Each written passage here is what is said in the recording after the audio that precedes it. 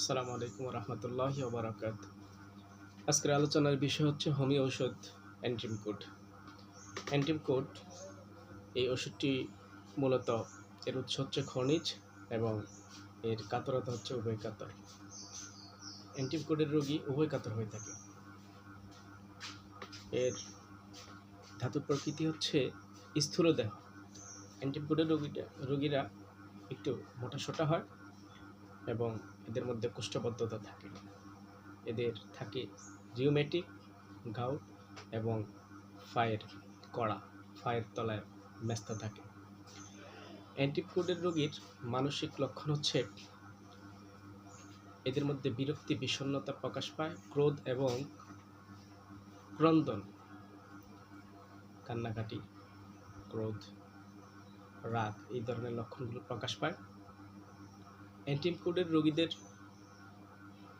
মধ্যে দৈহিক যে লক্ষণগুলো আমরা পাই, স্থূল দেহ, জিহ্বার উপর সাদা পুরু ফলেফ, মানে জিহ্বার মধ্যে দুধের সর ফোড়ার মতো একটা অবস্থা দেখা যায়।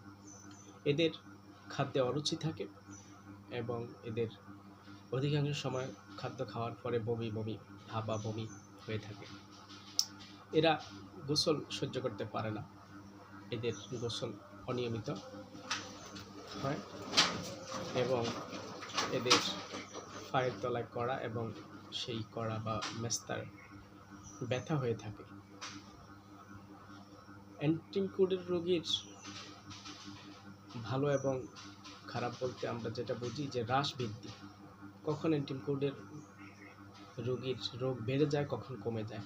যখন খোলা বাতাস এবং উষ্ণ পানিতে স্নান বা গোসল করে তখন কিছুটা উপশম হয়। আর বৃদ্ধি হচ্ছে অম্ল খাবার, টক খাবার এবং গরম ধোঁয়ায় বৃদ্ধি। অ্যান্টিমকোডের ঔষধের ক্রিয়াকাল হচ্ছে 40 থেকে 50 দিন। অ্যান্টিমকোডের পরবর্তী যে ঔষধ ভালো কাজ করে ক্যালকিরিয়া কার্ব, সালফার এবং ফালসেটিলা। অ্যান্টিমকোডের পরে এই তিনটি ওষুধ ক্যালকিরিয়া কার্ব, সালফার, ফালসেটিলা এটি খুব বেশি